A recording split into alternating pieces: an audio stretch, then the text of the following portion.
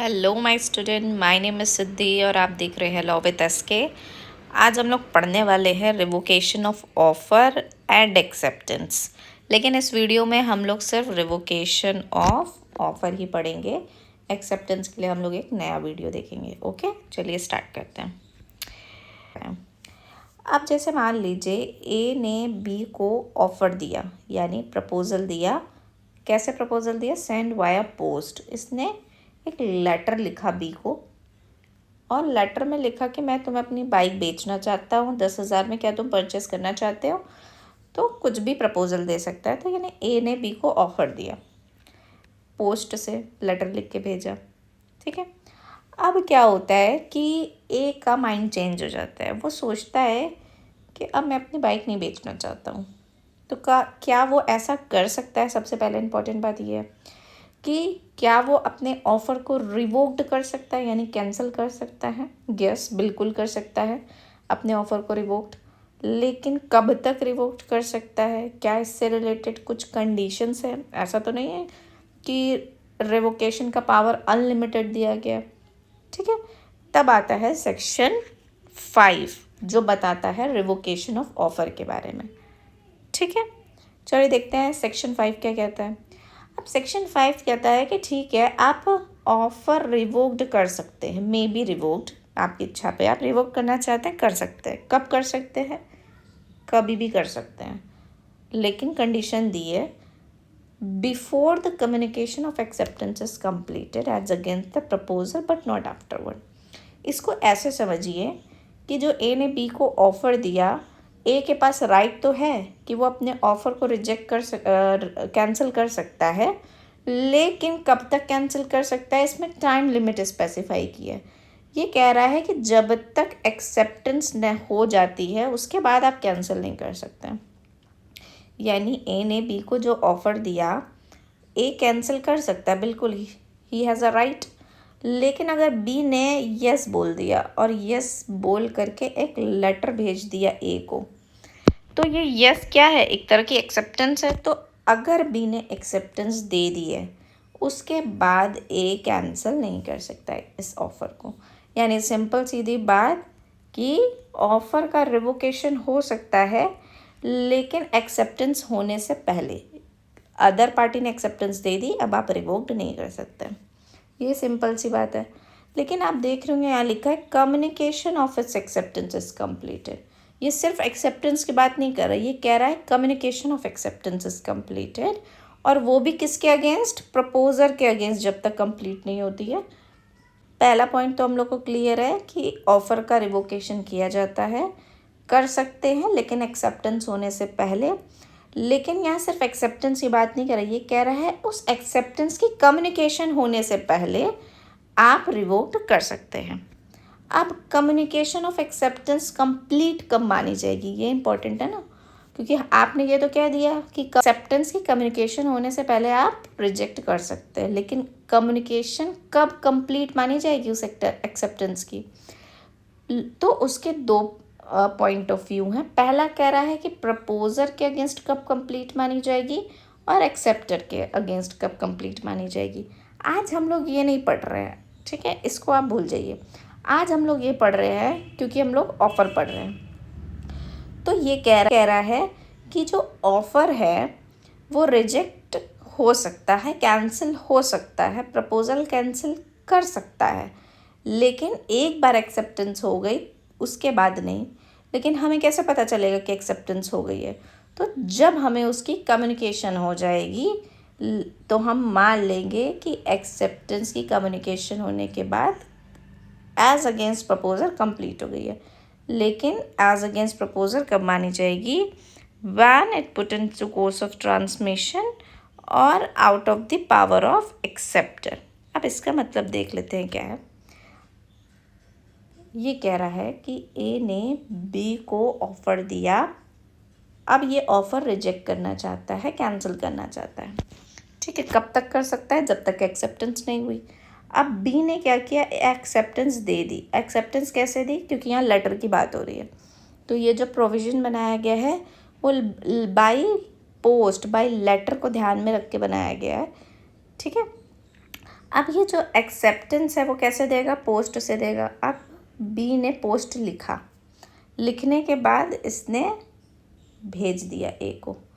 ये जो लेटर है वो ट्रांसमिशन में है, यानी रास्ते में है अभी, ए तक पहुंचा नहीं है, लेकिन बी के पावर से बाहर है, out of the power of acceptor. यहाँ दो बात यही लिखी है कि put into course of transmission, so out of the power of acceptor, ये लिखा है ना, put into course of transmission.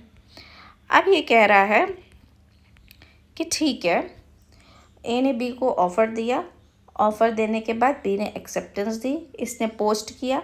अब पोस्ट क्या है, ये अभी रास्ते में है, ट्रांसमिशन में है। दो वर्ड याद रखते हैं कि जो एक्सेप्टेंस है वो ट्रांसमिशन में है और अब बी के पावर में नहीं है कि वो इस लेटर को वापस ले ले। ठीक है, इसने पोस्ट कर दिया है। अगर बी ने ऐसा कुछ कर दिया है तब ए इस ऑफ़र को रिजेक्ट नहीं कर पाएगा, यानी बी के लेटर भेजने से पहले ए को प्रपोज़ल कैंसिल कर देना था।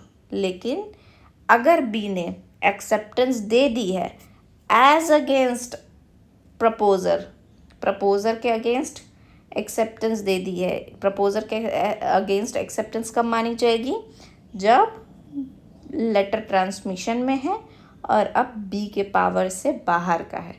तब हम कहते हैं कि जो एक्सेप्टेंस है वो ए के अगेंस्ट हो गई है, प्रपोज़र के अगेंस्ट कंप्लीट हो गई है। अब ए चाह के भी इस ऑफ़र को रिजेक्ट नहीं कर पाएगा। क्लियर है। अब हम लोग एक्सेप्टेंस कब कंप्लीट मानी जाएगी वो सारी चीज़ें बाद में देखेंगे। तो हम लोग एक बार रिवाइज़ कर लेते हैं कि हम लोगों ने क्या पढ़ा है। हम लोग पढ़ रहे हैं रिवोकेशन ऑफ ऑफ़र। ये कह रहा है कि ऑफ़र का रिवोकेशन हो सकता है, कब तक हो सकता है, जब तक एक्सेप्टेंस नहीं हो जाती है तब तक हो सकता है।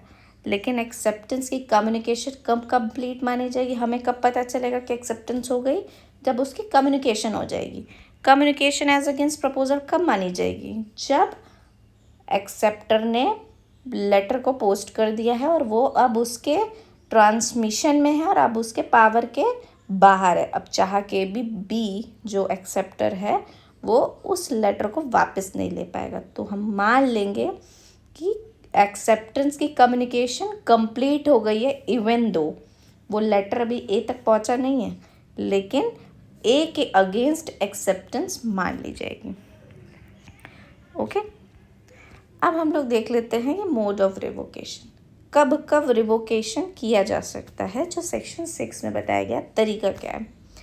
पहला, रिवोकेशन बाय नोटिस। हम एक नोटिस सर्व कर दें, यानी हम एक लेटर भेज दें और हम उस प्रपोजर एक्सेप्टर से कहें कि अब मैं ये अपना ऑफ़र कैंसिल करता हूँ, रिवोक्ड करता हूँ। आपने नोटिस दे दी। Revocation by lapse of time.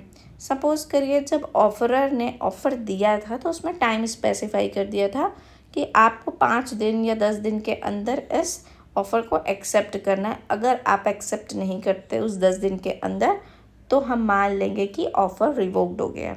तो ये रिवोकेशन कैसे हुआ है, by the lapse of time, क्योंकि वहाँ स्पेसिफाई किया गया था कि offer must be accepted with in the reasonable time, और रीजनेबल टाइम मेंशन था 5-10 दिन। ठीक है। नेक्स्ट है आपका फेलियर ऑफ कंडीशन प्रेसिडेंट। अब कंडीशन प्रेसिडेंट क्या होती है समझ लेते हैं। दो तरह की कंडीशन होती है, कंडीशन प्रेसिडेंट और कंडीशन सब्सिक्वेंट। कंडीशन प्रेसिडेंट का मतलब है उस ऑफ़र को एक्सेप्ट करने से पहले जो कंडीशन को पूरी करनी है वो कंडीशन प्रेसिडेंट कही जाती है।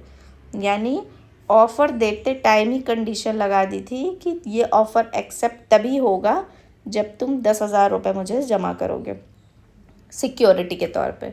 तो जब तक बी एक्सेप्टर वो 10,000 रुपये पहले जमा नहीं करता है तब तक एक्सेप्टेंस नहीं मानी जाएगी। तो अगर वो एक्सेप्टेंस दे भी दे रहा है, वो यस कह रहा है, लेकिन उसने 10,000 जमा नहीं किए, तो वो 10,000 न जमा करने की वजह से फेलियर हो गया है कंडीशन का जो प्रेसिडेंट कंडीशंस थी। ठीक है। और सब्सिक्वेंट कंडीशन यहाँ रेलेवेंट नहीं है, लेकिन आप समझ लीजिए जो कॉन्ट्रैक्ट में एंटर्ड होने के बाद पूरी करनी होती है उन्हें कहते हैं कंडीशन सब्सिक्वेंट। क्लियर है?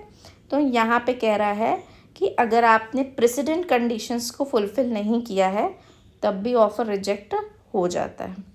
और नेक्स्ट है डेथ और इंसैनिटी ऑफ ऑफरर यहाँ होगा, यानी जिसने ऑफ़र किया था उसकी डेथ हो गई है या वो इंसेन हो गया है, उन दोनों ही केस में ऑफ़र जो है ऑटोमेटिकली रिजेक्ट हो जाता है, कैंसिल हो जाता है।